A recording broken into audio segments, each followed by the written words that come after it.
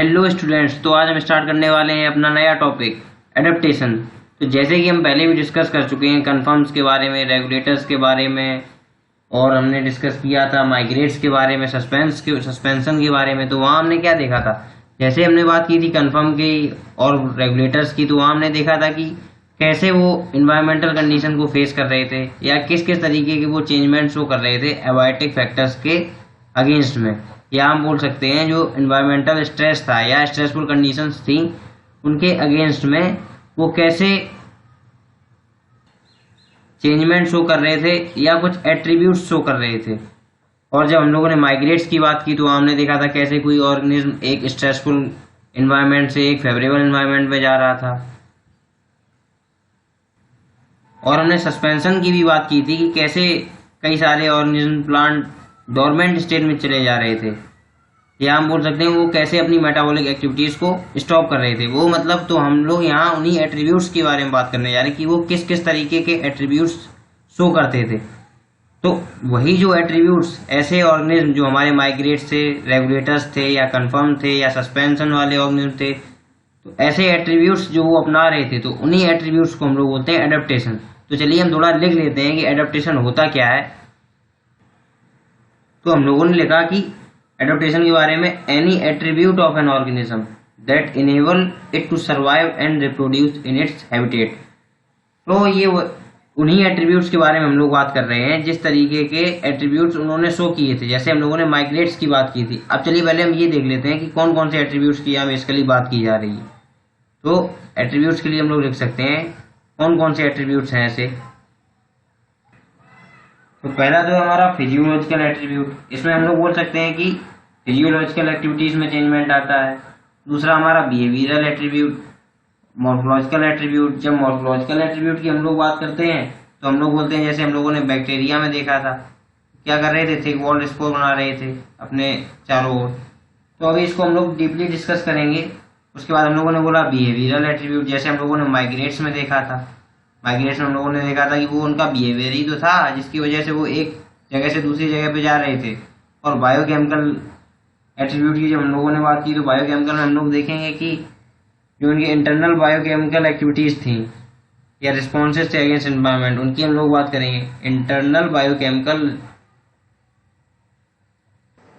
Activities that are going to respond against environmental condition, मतलब ऐसी biochemical activities जो हमारी बॉडी के अंदर हो रही हैं, जो रिस्पॉन्ड करेंगी हमारे एक्सटर्नल एनवायरनमेंट के अकॉर्डिंग, या जो एक्सटर्नल फैक्टर हैं, या हमें स्ट्रेसफुल कंडीशन से किस तरीके से बचाएंगी। तो इस तरीके के एट्रीब्यूट्स या हम लोग बोल सकते हैं एडेप्टेशन अलग अलग ऑर्गेनिज्म ने अलग अलग तरीके से अपनाए हुए हैं। तो चलिए इनको हम लोग डीपली देखते हैं कि ऐसे कौन कौन से एट्रीब्यूट्स हैं जिनकी हम लोगों ने अभी बात की, और किस तरीके से इन लोगों ने ये सारे एट्रीब्यूट्स या डिफरेंट डिफरेंट ऑर्गेनिज्म ने और प्लांट्स ने ये अपनाए हुए हैं।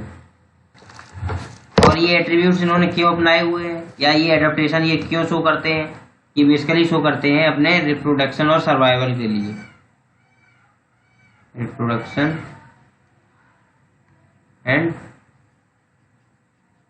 सर्वाइवल, और रिप्रोडक्शन एंड सर्वाइवल की वजह से ये एडेप्टेशन शो करते हैं। तो चलिए हम लोग देखते हैं डीपली। तो चलिए हम समझते हैं फिजियोलॉजिकल एडेप्टेशन क्या होता है। बेसिकली इसमें होता क्या है कि कोई भी ऑर्गेनिज्म अपनी फिजियोलॉजिकल एक्टिविटीज में चेंजमेंट लाता है। जैसे कोई ऑर्गेनिज्म हायर एल्टीट्यूड पर रह रहा है, जैसे ये माउंटेन है, कोई इंडिविजुअल यहाँ रहता है, तो यहाँ होता क्या है बेसिकली हायर एल्टीट्यूड पर जो एटमॉस्फेरिक प्रेशर होता है वो बहुत कम होता है। एटमॉस्फेरिक प्रेशर कम होता है और वहाँ ऑक्सीजन की अवेलेबिलिटी भी कम होती है। ऑक्सीजन भी कम होती है। तो हम लोग बोल रहे हैं कि एटमॉस्फेरिक प्रेशर कम है, ऑक्सीजन भी कम है। अब हम लोगों को पता है अगर ऑक्सीजन कम होगी तो वहाँ सर्वाइवल मुश्किल होता है कि नहीं। तो ऐसे ही यहाँ पर ऑक्सीजन कम है, तो ये ऑर्गेनिज्म जो वहाँ पर हायर एल्टीट्यूड पर रह रहे हैं ये किस तरीके से एडेप्टेशन शो करेंगे। तो ये क्या करेंगे, आरबीसी काउंट को बढ़ाएंगे। RBC count increases. तो हम लोग कह सकते हैं कि जो लोग हायर एल्टीट्यूड पर रहते हैं उनका आरबीसी काउंट बहुत बढ़ जाता है, जिसकी वजह से उन्हें वहां पर कोई प्रॉब्लम नहीं होती। तो यहाँ हम लोग यही बात कर रहे हैं कि इन्होंने किस तरीके का एडेप्टेशन शो किया कि ये लोग हाइयर एल्टीट्यूड पर जहाँ पर एटमॉस्फेरिक प्रेशर बहुत ज़्यादा है और ऑक्सीजन कम है, वहाँ भी ये सर्वाइव कर सकते हैं। तो यही बात की हम लोगों ने फिजियोलॉजिकल एडेप्टेशन में। इन्होंने अपना आरबीसी काउंट बढ़ा दिया और यहाँ पर वो इजिली सर्वाइव कर पा रहे हैं। तो ये तो हो गया हमारा एक तरीके का फिजियोलॉजिकल एडेप्टेशन, जहाँ पर इन्होंने अपनी फिजियोलॉजी में चेंज किया। अभी हम अपने इस लेक्चर में इसको थोड़ा और डीपली समझेंगे। अभी हम लोग केवल थोड़ा डिफाइन कर रहे हैं कि फिजियोलॉजिकल एडेप्टेशन क्या होता है, इस वजह से हमने थोड़ा सा देख लिया यहाँ पर। अभी आगे चल के जब हम पढ़ेंगे adaptation at higher altitude, human being कैसे हाइयर एल्टीट्यूड पर एडेप्टेशन शो करते हैं, उसमें हम लोग इसको और डीपली देखेंगे। तो अब हम बात करते हैं बिहेवियरल एडेप्टेशन की। तो इसमें हम लोग बोल सकते हैं, हम लोगों ने देखा था माइग्रेशन में, तो माइग्रेशन में एक तरीके का वो बिहेवियरल एडेप्टेशन ही था, जिसमें हमने क्या देखा था कि हमारी जो बर्ड्स थी वो माइग्रेट कर रही थी, एक जगह से स्ट्रेसफुल एनवायरनमेंट से दूसरी फेवरेबल एनवायरनमेंट में जा रही थी। जैसे हमारी साइबेरियन क्रेन्स थी, साइबेरियन क्रेन्स। वही हम लोग बोल सकते हैं हमारी जो डेजर्ट लिजार्ड होती है, डेजर्ट लिजार्ड, ये भी एक बिहेवियरल एडेप्टेशन शो करती है। ये बेसिकली करती क्या है, ये अपने आप को छिपा लेती है। जैसे किसी ट्री के नीचे चली जाएगी, हीट को एब्जॉर्ब करने के बाद ये किसी ट्री के नीचे चली जाएगी या किसी बरो में चली जाएगी। हम लोग यहाँ लिख सकते हैं किसी ट्री के नीचे चली जाएगी या बरो के नीचे। मतलब हम लोग बोल सकते हैं अपने कंफर्ट जोन के अकॉर्डिंग वो वर्क करेगी। जैसे ही टेम्परेचर ज़्यादा होगा वो हीट एब्जॉर्ब करेगी, उसके बाद वो थोड़े कम टेम्परेचर वाली जगह पर चली जाएगी। हम लोग बोल सकते हैं या ट्री के नीचे चली जाएगी या फिर किसी बरो में चली जाएगी। तो इस तरीके से डेजर्ट लिजार्ड एडेप्टेशन शो करती है। तो ये एक तरीके का बिहेवियरल एडेप्टेशन है। जैसे माइग्रेशन में हम लोगों ने बोला था कि वो एक जगह से दूसरे जगह पे जा रही थी, तो एक तरीके का वो बिहेवियर था उसका, एक जगह से दूसरे जगह जाने का। वही यहाँ पर डेजर्ट लिजार्ड भी कर रही है, वो किसी बरो के अंदर चली जा रही है या किसी ट्री के नीचे चली जा रही है हीट एब्जॉर्ब करने के बाद। हीट एब्जॉर्ब इसलिए कर रही है क्योंकि जब उसका बॉडी टेम्परेचर कम होता है तो वो सन से हीट एब्जॉर्ब कर लेती है। जैसे ही हीट एब्जॉर्ब कर लेती है, जैसे उसको लगता है कि टेम्परेचर ज़्यादा हो रहा है, तो वैसे ही वो किसी ट्री के नीचे चली जाती है या किसी बरो में चली जाती है। तो इस तरीके से वो शो कर रहे, अपना बिहेवियर शो कर रही है। अगर उसे ग्राउंड हीट से बचना है, ग्राउंड हीट से, तो वो बरो के नीचे, बरो के अंदर चली जा रही है। तो ये तो हो गया हमारा बिहेवियरल एडेप्टेशन और फिजियोलॉजिकल एडेप्टेशन। तो चलिए हम थोड़ा बात करते हैं मॉर्फोलॉजिकल एडेप्टेशन की। उसमें हम लोग क्या देखेंगे कि किस तरीके से कोई भी ऑर्गेनिज्म अपनी मॉर्फोलॉजी को चेंज करता है। तो चलिए देखते हैं। ये कुछ एग्जांपल्स हैं हमारे पास जिनके हिसाब से हम लोग समझ सकते हैं या जिनसे हम लोग समझ सकते हैं मॉर्फोलॉजिकल एडेप्टेशन के बारे में थोड़ा सा। चलिए देखते हैं क्या क्या एग्जांपल है हमारे पास। सबसे पहले हम लोगों को यहाँ जेब्रा दिख रहा है, सॉरी ये हमारा जिराफ है। देखते हैं जिराफ ने एडेप्टेशन शो कैसे किया। तो जैसे कि हमें पता है पहले जिराफ बहुत छोटे साइज का होता था। अगर हम लोग बात करें तो हम लोग बोल सकते हैं, मान लीजिए इतना बड़ा जिराफ था और धीरे धीरे इन्होंने क्या किया कि सारे प्लांट्स को ईट कर लिया। मतलब जो इनके लेवल पर थे, जैसे मान लीजिए इस लेवल तक कोई भी ट्री था तो ये सब इन्होंने खा लिए और अब ये सारे प्लांट्स खत्म हो गए और हमारे कुछ ट्रीज ने भी ग्रोथ शो की। या हम लोग जो बोले हैं कि जो इनके लेवल पर ट्रीज थे वो तो इन्होंने सारे खा लिए, अब ये फूड किस तरीके से लेंगे, क्योंकि सारे प्लांट्स तो खत्म हो गए जिनसे ये फूड ले रहे थे और ये ट्री जो थे वो बड़े ट्री थे, या हम लोग बोल सकते हैं ट्रीज ने भी ग्रोथ शो कर दी। अब ये फूड किस तरीके से लेंगे, तो इन्होंने भी एक एडेप्टेशन शो किया। इन्होंने क्या किया कि धीरे धीरे अपनी जो नेक है इसको स्ट्रेच करते थे ये लोग, मतलब ऊपर की तरफ करते थे उसको लीव्स को पकड़ने के लिए। तो उस स्ट्रेचिंग की वजह से क्या देखने को मिला कि धीरे धीरे थोड़ा ग्रेजुअल चेंज आया इनकी नेक के लेंथ में। तो नेक ने क्या किया, थोड़ा थोड़ा इंक्रीजमेंट शो किया। जैसे हम लोग यहाँ बोले थे इसका इतना था, फिर उसके बाद थोड़ा इंक्रीज किया, उसके बाद थोड़ा। मीन्स ये रैंडम चेंज नहीं, ये बहुत जल्दी ग्रोथ शो नहीं किया, ये बहुत ग्रेजुअल चेंजमेंट था, बहुत धीरे धीरे चेंजमेंट ये शो किया जिराफ ने। और जैसे कि अब हम देख सकते हैं कि जिराफ की नेक कितनी लॉन्ग होती है और ये इजीली किसी भी ट्रीज की लीव्स को खा सकते हैं। तो यहाँ हम लोग लिख सकते हैं अब इनके लिए हम लोग लिख सकते हैं क्या कि इनके अंदर जो ये ग्रेजुअल चेंजमेंट आया या धीरे धीरे नेक का इंक्रीजमेंट हुआ, तो अब ये जो अभी हम लोग देख रहे हैं ये क्या एक तरीके से जेनेटिकली फिक्स हो गया है, जेनेटिकली फिक्स। इन्होंने धीरे धीरे इवोल्यूशन शो किया, या हम लोग बोल सकते हैं जैसे इनको एनवायरमेंटल कंडीशन मिली उसकी वजह से इन लोगों ने इन ऑर्गेनिज्म ने अपनी नेक को थोड़ा थोड़ा इंक्रीज किया, जिसकी वजह से थोड़ा ग्रेजुअल चेंज आता गया, उसकी वजह से इनकी नेक की जो लेंथ है वो बढ़ गई। तो हम लोग जेनेटिकली फिक्स क्यों बोल रहे हैं? जेनेटिकली फिक्स ये इसलिए हो गए क्योंकि ये कई सारी जनरेशन से ट्रांसफर हुआ। जैसे हम लोग लिख सकते हैं कि transferred up to lot of generations. Means ये नहीं कि एक बार इन्होंने रिप्रोड्यूस किया और सीधे ये वाला डायरेक्टली ऑर्गेनिज्म मिल गया हो हम लोगों को, धीरे धीरे कई सारी जनरेशन इनको लगी इवॉल्व करने में, या हम लोग बोल सकते हैं acquire in course of evolution, धीरे धीरे इवोल्यूशन हुआ इनके अंदर। तो करेक्टर क्या हो गए? Fix. Due to gradual changes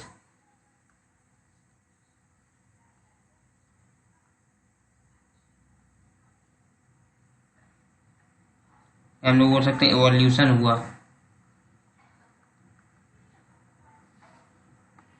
धीरे धीरे चेंजमेंट आए और कई सारी जनरेशन लगी इनको नेक की लेंथ इंक्रीज करने में। तो इन्होंने एडेप्टेशन ये किस तरीके से शो किया? जैसे ही एनवायरमेंटल कंडीशन चेंज हुई, या हम लोग बोल सकते हैं सारे प्लांट्स खत्म हो गए, अब प्लांट्स जो थे वो बहुत ज़्यादा हाइट पर थे। अब अगर ये लोग एडेप्टेशन शो ना करते तो ये तो बिल्कुल खत्म हो जाते, एक्सटेंड हो जाते। क्यों? क्योंकि इनको फूड मिलता नहीं, तो ये सर्वाइव करना इनके लिए बहुत मुश्किल हो जाता। तो इसी वजह से इन्होंने अपनी नेक को क्या किया? स्ट्रेच किया और उस लेवल तक पहुंच गए। और अब इनका ये कैरेक्टर जेनेटिकली फिक्स हो गया। जैसे हम लोग बोल सकते हैं एलिफेंट में सूंड होती है, तो उसका भी वो कैरेक्टर जेनेटिकली फिक्स है। ऐसे ही हम लोगों ने जब जिराफ की बात की तो इनकी नेक की जो लेंथ है वो बहुत ज़्यादा हो चुकी है, अब ये जेनेटिकली फिक्स है और अब ये सर्वाइव कर पा रहे हैं। और ये सर्वाइव बिल्कुल नहीं कर पाते अगर इनकी नेक की लेंथ इतनी ही रहती, जैसे कि हम लोगों ने इसको देखा। अगर हम लोग इस फिगर से समझना चाहें तो ये जिराफ जो हम लोगों को दिख रहा है ये इजिली इस प्लांट की लीव्स को नहीं खा सकता। तो ये इसने एक तरीके की अपनी मॉर्फोलॉजी में चेंजमेंट शो किया। तो वहीं हम लोग और कैक्टस के एडाप्टेशन की बात करते हैं। हम लोग जैसे देख रहे हैं कैक्टस प्लांट है, तो अगर हम लोग स्टार्टिंग में बोलना चाहें तो हम लोग बोलते हैं इसके पास लीव्स थी, स्टार्टिंग में लीव्स थी इसके पास। अब ये ऐसे रीजन में रहता है जहाँ पर वाटर है ही नहीं, या हम लोग बोल सकते हैं बहुत कम वाटर है। तो इसने किस तरीके से अपने आप को इवॉल्व किया और किस तरीके के एडाप्टेशन शो किए, किस तरीके के एडाप्टेशन शो किए। इसमें भी ग्रेजुअल चेंजेस आए, इसमें भी बहुत धीरे धीरे चेंजमेंट हुए। जैसे मान लीजिए इसके पास लीव्स बहुत ज़्यादा थी, उसके बाद ये जैसे मान लीजिए हमारा प्लांट था, बहुत कम इसमें लीव्स बची, बहुत कम लीव्स बची। उसके बाद क्या हुआ कि लीव्स इवॉल्व हो गई थॉर्न्स में, लीव्स इवॉल्व हो गई हमारी किसमें? थॉर्न्स में। और इसने फोटोसिंथेसिस भी लीव्स की जगह स्टेम वाले पार्ट से करना शुरू कर दी। मीन्स जो फ्लैशी पार्ट था स्टेम का, उससे इसने फोटोसिंथेसिस स्टार्ट कर दी। लीव्स का काम ही खत्म हो गया। तो जैसे कि हम अपने कैक्टस वाले प्लांट्स को देख पा रहे हैं, तो आप लोगों को यहाँ बिल्कुल भी लीव्स नहीं दिख रही हैं और बहुत सारे थॉर्न्स हैं। अब ये एडेप्टेशन इसने क्यों शो किया? क्योंकि एक तो ये डेजर्ट रीजन में है, तो वहाँ पानी की बहुत कमी होती है। अगर इसके पास लीव्स रहती तो यहाँ से ट्रांसपिरेशन बहुत ज़्यादा होता, तो वाटर लॉस बहुत ज़्यादा होता, तो ये सर्वाइव नहीं कर पाता। और वहीं इसने जब एडेप्टेशन शो किया, धीरे धीरे चेंजमेंट शो किया, इवोल्यूशन इसमें देखा, तो इसने क्या देखा, हम लोगों ने क्या देखा कि लीव्स कम होती गई और एक टाइम आया कि ये थॉर्न्स में कन्वर्ट हो गई और जो फ्लैशी पार्ट था स्टेम का, वहाँ से ये लोग फोटोसिंथेसिस करने लगे। तो इस तरीके के एडेप्टेशन इन्होंने शो की। तो हम लोग क्या बोल सकते हैं? Large stem that can store water, इससे बहुत जल्दी ट्रांसपिरेशन नहीं होगा। Wide spread root system can collect the water easily, इनका जो रूट सिस्टम है बहुत ज़्यादा एरिया तक फैला हुआ, जिसकी वजह से ये क्या है, वाटर अवेलेबिलिटी को पूरा कर पाएंगे या वाटर ले पाएंगे। Thick waxy skin to reduce water loss through the pores, जो पोर्स हैं उनके पास क्या है, वैक्सी स्किन है, उसके थ्रू क्या होगा, ट्रांसपिरेशन बहुत कम होगा। स्पाइन इंस्टीड ऑफ लीव्स, जिसकी हम लोगों ने अभी बात की, reduce surface area of transpiration and protect them from predator. Leaves की जगह क्या हो गया, स्पाइन से थॉर्न्स आ गए। इसकी वजह से क्या हुआ, सरफेस एरिया क्या हुआ, कम हुआ और ट्रांसपिरेशन भी कम हुआ। और एक फायदा और मिला कि जो प्रीडेटर थे जो और ऑर्गेनिज्म जो इसे खा सकते थे वो भी इसे नहीं खा पाएंगे। तो कैक्टस ने भी एक तरीके की मॉर्फोलॉजिकल चेंजेस शो किए। तो ये भी एक मॉर्फोलॉजिकल एडेप्टेशन का हम लोग एग्जाम्पल बोल सकते हैं कैक्टस प्लांट को।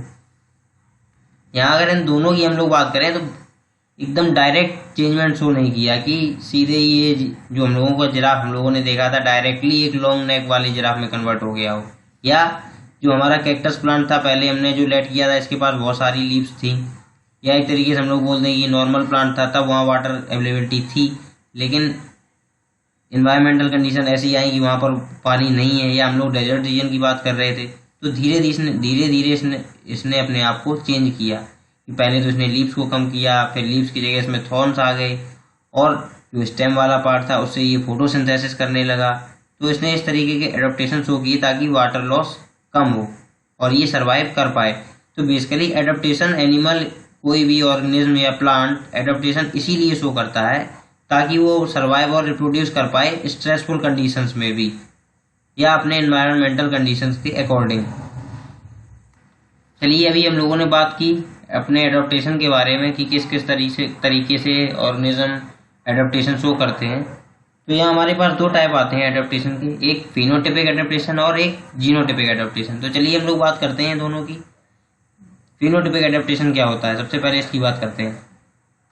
तो फिनोटिपिक एडेप्टेशन क्या होता है, ये वो फेवरेबल चेंजेस होते हैं मॉर्फोलॉजी एंड फिजियोलॉजी में जो डेवलप होते हैं in response to change in environmental condition.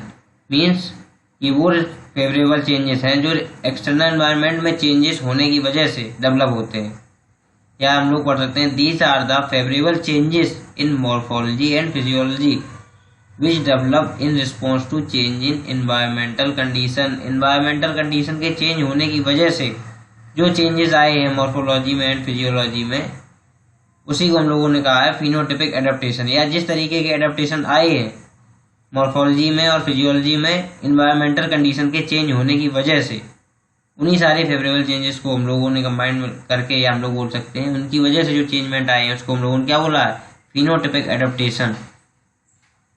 और इसी के साथ हमारे पास एक टर्म आता है फिनोटिपिक प्लास्टिसिटी।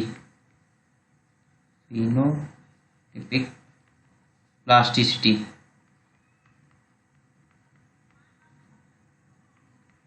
तो इसमें हम लोग इसके लिए लिख सकते हैं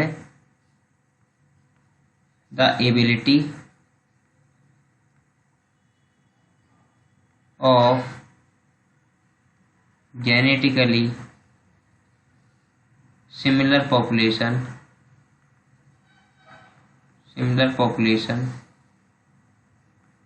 to undergo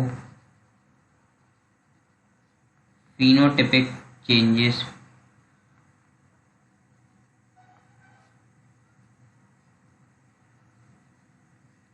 in response to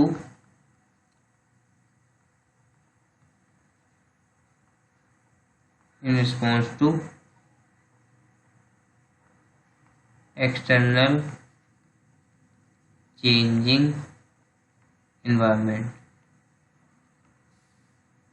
तो फिनोटिपिक एडेप्टेशन में हम लोगों ने क्या बोला था, these are the favourable changes in morphology and physiology which develop in response to change in environmental condition. मतलब जो हमारी मॉर्फोलॉजी में और फिजियोलॉजी में चेंज आए हैं या डेवलप हुए हैं एनवायरमेंटल कंडीशन के चेंज होने की वजह से, तो उसको हम लोगों ने बोल दिया था, या उस तरीके के एडेप्टेशन को हम लोगों ने बोल दिया था फिनोटिपिक एडेप्टेशन। अब हम लोग जब फिनोटिपिक प्लास्टिसिटी की बात करते हैं तो यहाँ हम लोग बोल रहे हैं the ability of genetically similar population to undergo phenotypic changes in response to external changing environment. यहाँ हम लोग बोल रहे हैं जब कोई पॉपुलेशन फिनोटिपिक चेंज शो करती है एक्सटर्नल एनवायरनमेंट की वजह से, पॉपुलेशन से मतलब हमारा जेनेटिकली सिमिलर पॉपुलेशन, तो जब वो फिनोटिपिक चेंजेस उसमें होते हैं एक्सटर्नल एनवायरनमेंट की चेंज होने की वजह से, तो उसे हम लोग क्या बोलते हैं, फिनोटिपिक प्लास्टिसिटी।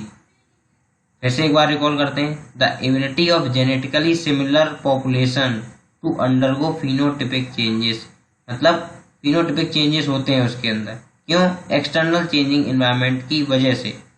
तो उसको हम लोग बोल देते हैं फिनोटाइपिक प्लास्टिसिटी। और ऐसे ही जो फिनोटाइपिक वेरिएंट्स होते हैं उनको हम लोग बोलते हैं इकोफेन्स।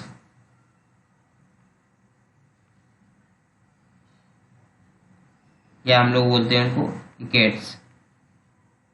ऐसा हम लोगों ने क्यों बोला, चलिए हम लोग देखते हैं इकोफेन और इकेट्स ये टर्म हम क्यों लाए। बेसिकली होता क्या है, जो इकोफेन्स होते हैं या इकेट्स होते हैं इनमें टेम्पररी वेरिएशन होता है, मतलब परमानेंट चेंजमेंट नहीं आता है इनकी मॉर्फोलॉजी या फिजियोलॉजी में या किसी मेटाबॉलिक एक्टिविटीज में परमानेंट चेंज नहीं आता है, ये एक टेम्पररी चेंज होता है।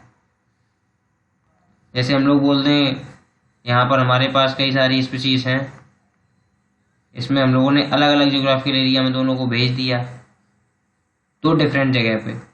तो कुछ मान लीजिए ए इसमें आ गई कुछ और कुछ ए इसमें आ गए,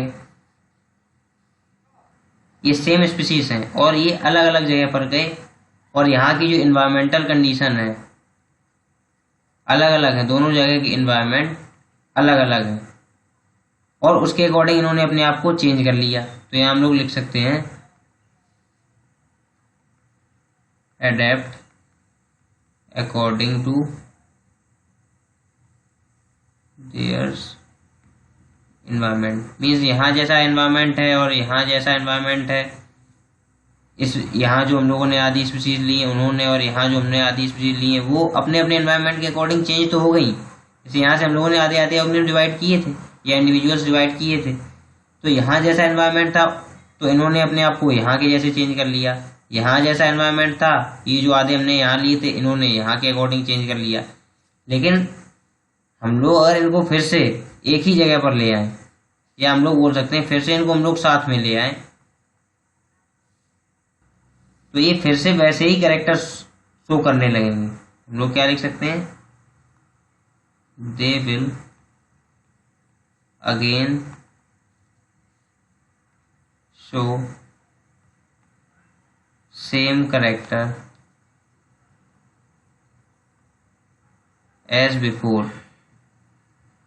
तो जैसे ये पहले थे इस जगह पर वैसे ही ये यहाँ पर हो गए। मीन्स जैसे ये यहाँ पर थे वैसे ही यहाँ पर हो गए, जैसे तरीके का कैरेक्टर ये यहाँ शो कर रहे थे या अपने आप को यहाँ पर सर्वाइव करवा पा रहे थे और जिस तरीके से यहाँ पर अपने आप को सर्वाइव करवा पा रहे हैं मतलब सेम हो गया। यहाँ से हम लोगों ने आधा आधा डिवाइड किया तो जैसा जैसा एनवायरनमेंट था पहले तो उन्होंने अपने आप को वैसे वैसे चेंज कर लिया, लेकिन जब हम उनको साथ ले आए तो वो फिर से वैसे ही बिहेव करने लगे जिस तरीके से वो पहले बिहेव करते थे। तो ये ऐसे ही कुछ फिनोटाइपिक वेरिएंट्स को हम लोग इकोफेन्स कहते हैं या इकेट्स कहते हैं। एनवायरनमेंट की वजह से चेंज तो कर रहे हैं वो अपनी मेटाबॉलिक एक्टिविटीज में, लेकिन वो परमानेंट चेंज नहीं है। और वहीं जब हम लोग बात करेंगे जीनोटाइपिक एडेप्टेशन की, तो चलिए हम लोग देखते हैं जीनोटाइपिक एडेप्टेशन में क्या होता है। यहाँ हम लोगों ने बोला था कि फिनोटाइप में चेंज आएगा, लेकिन यहाँ हम लोग बोल रहे हैं कि जेनेटिक वेरिएशन आएंगे और इन्हीं जेनेटिक वेरिएशन की वजह से जो सब पॉपुलेशन बनेगी उसको हम लोग कहेंगे इकोटाइप। तो यहाँ हम लोगों ने लिखा है कि these are the genetic variation which enables subpopulation to adopt itself to a particular habitat. मतलब जेनेटिक वेरिएशन की वजह से जो हमारी पॉपुलेशन है वो अडेप्ट करती है किसी भी इन्वायरमेंट को, या हम लोग बोल सकते हैं जेनेटिक वेरिएशन की वजह से जो एडप्टेशन शो करती है उसको हम लोग बोलते हैं जीनोटाइपिक एडप्टेशन या जेनेटिक चेंजमेंट जो अपने आप में वो करता है कोई भी ऑर्गेनिज्म या कोई पॉपुलेशन या इंडिविजुअल जिसकी भी हम लोग बात कर रहे हैं, तो उसी पॉपुलेशन को हम लोग क्या बोलेंगे, इकोटाइप्स। तो जैसे हम लोगों ने यहाँ बात की थी इकोफेन्स की, वैसे ही हम लोग यहाँ बात करेंगे इकोटाइप्स की। तो यहाँ भी हम लोग उसी तरीके के एग्जाम्पल समझ लेते हैं। जैसे हमारे पास यहाँ पर कुछ स्पीशीज हैं, ये ए मान लीजिए सेम स्पीशीज हैं, इन लोगों को हमने अलग अलग हैबिटेट में भेजा, आधी स्पीशीज को हम लोगों ने इधर भेज दिया, आधी स्पीशीज को हम लोगों ने इधर भेज दिया। और वैसे ही जो ये वाली स्पीशीज है इसने यहाँ अपने हिसाब से अडेप्टेशन कर लिया, जो यहाँ एनवायरनमेंट था उसके अकॉर्डिंग इसने क्या अपने आप को अडेप्ट कर लिया, और जो यहाँ एनवायरनमेंट था उसके अकॉर्डिंग इसने अपने आप को यहाँ अडेप्ट कर लिया। पर जैसे कि हम यहाँ जब इन दोनों को साथ में लाए थे तो इन्होंने फिर से ये शो किया था कि ये फिर से इसी इन्वायरमेंट में अगर इनको हम लोग ले जाएंगे तो ये सर्वाइव कर पाते, लेकिन अब अगर हम इन दोनों को साथ में लाएंगे या हम लोग बोलते हैं इन दोनों को साथ में लाए, और जो इन्वायरमेंट इनका इनिशियली था, इनिशियल हैबिटेट था, जैसा कि हम लोगों ने बोला कि जो इनिशियल हैबिटेट था हमारा, अगर फिर से हम उस तरीके के हैबिटेट में अगर किसी ऑर्गेनिज्म को ले जाना चाहें जो कि यहाँ के एनवायरनमेंट में हम लोगों ने भेज दिया था और एक यहाँ के, तो वो सरवाइव नहीं कर पाएगा। लेकिन यहाँ क्या था, यहाँ सरवाइव कर पा रहा था, भले ही हमने उसको दूसरी जगह पर भेजा था, लेकिन जब उनको हम लोग साथ लाए थे फिर से पहले जैसे एनवायरनमेंट में, तो वो सरवाइव कर रहे थे। लेकिन यहाँ ये नहीं कर पाएंगे। क्यों? क्योंकि यहाँ पर क्या हुआ है, genetic variation, due to genetic variation. हाँ, फर्टिलाइजेशन हो सकता है, reproduction is possible,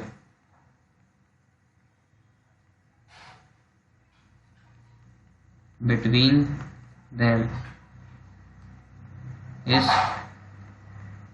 possible. Reproduction तो पॉसिबल है, लेकिन अगर हम लोग चाहें कि फिर से उसी तरीके के हैबिटेट में ये सरवाइव कर जाएंगे, तो ये नहीं करेंगे। तो ऐसे ऑर्गेनिज्म को हम लोगों ने क्या बोला, इकोटाइप्स। अब हम एक दो चीज़ों के बारे में और डिस्कस करते हैं, जैसे हमारे एक्सट्रीमोफिल्स हैं, सैक्रोफाइट्स हैं, पीजोफाइट्स हैं, ये सब क्या होते हैं, इनकी थोड़ा बात करते हैं। जैसे हमारे एक्सट्रीमोफिल्स, हम लोगों ने क्या बोला, एक्सट्रीमोफाइल्स। तो बेसिकली ये होते क्या हैं, जो एक्सट्रीम हैबिटेट में, बहुत ज़्यादा हार्श कंडीशन में या बहुत ज़्यादा हार्श हैबिटेट में को लव करते हो। Harsh habitat loving, files means क्या होता है, लविंग। बहुत ज़्यादा एक्सट्रीम कंडीशन में भी ये सर्वाइव कर पाए। जैसे इसका हम लोग अगर एग्जाम्पल की बात करना चाहें तो हमारे पास आर्की बैक्टीरिया है। जैसे बैक्टीरिया होते हैं हमारे पास, से बात की हम लोगों ने बैक्टीरिया की, तो हमारे पास यू बैक्टीरिया होते हैं और आर्की बैक्टीरिया होते हैं। तो हमारे जो आर्की बैक्टीरिया हैं, ये बहुत ज़्यादा हार्श हैबिटेट में भी सर्वाइव कर पाते हैं, सर्वाइव इन हार्श हैबिटेट।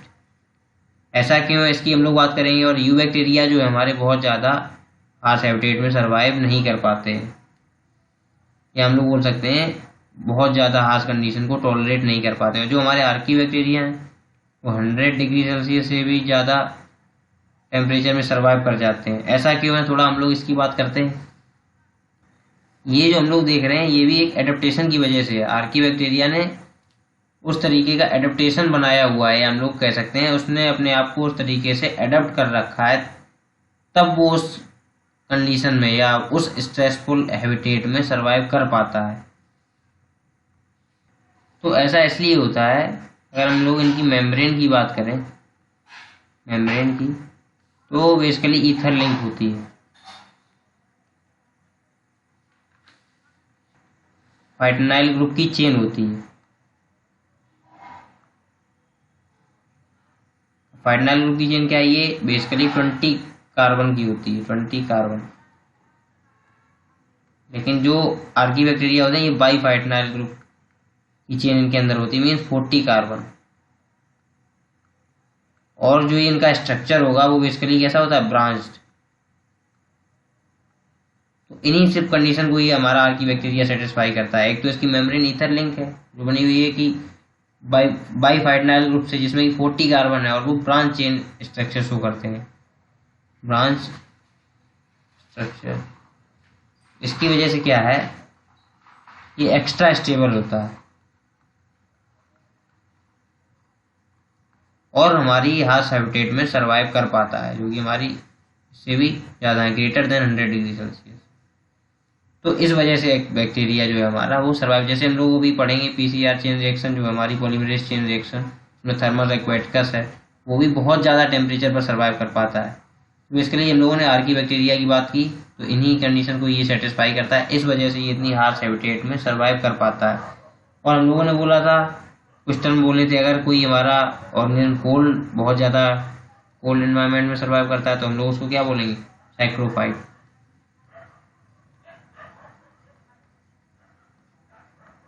और अगर ज़्यादा प्रेशर है कहीं पर,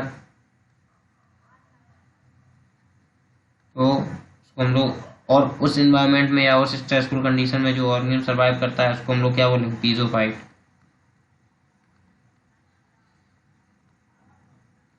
तो ये हमारी कुछ बात हुई बैक्टीरिया की। तो इस लेक्चर में हम लोगों ने बेसिकली देखा कि किस तरीके से अलग अलग ऑर्गेनिज्म अपने आप को अडेप्ट किए हुए हैं, या उसने किस तरीके का फिजियोलॉजिकल, मॉर्फोलॉजिकल या बिहेवियरल चेंज शो किया है।